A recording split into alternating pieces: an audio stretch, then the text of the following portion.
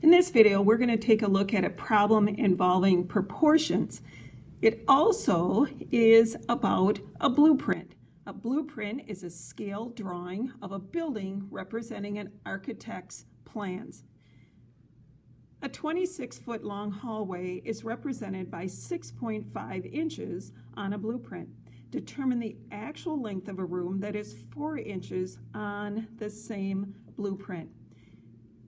In a proportion problem, we have several options of how to set up our proportion. So it's good to write down what you are going to compare so that you do keep your proportions equal to one another.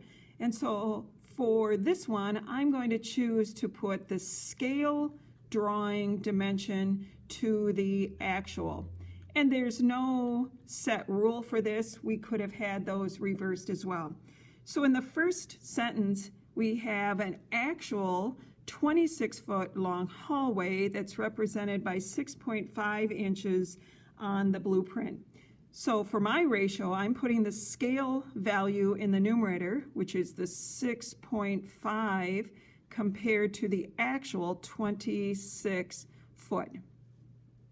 And I'll include those dimensions.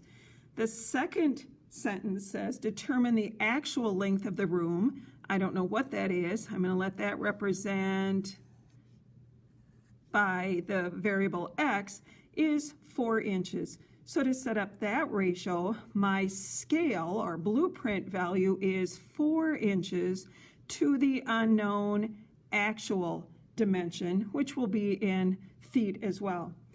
We have a rational equation.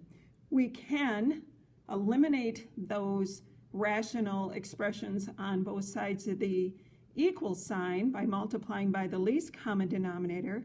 However, because we have a ratio equal to a ratio, we can use cross multiplication. Multiplying the product of the extremes together, we have 6.5 inches times x feet is equal to product of the means 26 feet times 4 inches. To solve for x, I'm going to divide both sides by 6.5 inches to maintain equality. The 6.5 inches cancel out, leaving our x dimension, which is in feet. Here, if you note just the units, inches are going to cancel out. I'm going to be left with feet, which is what we're looking for.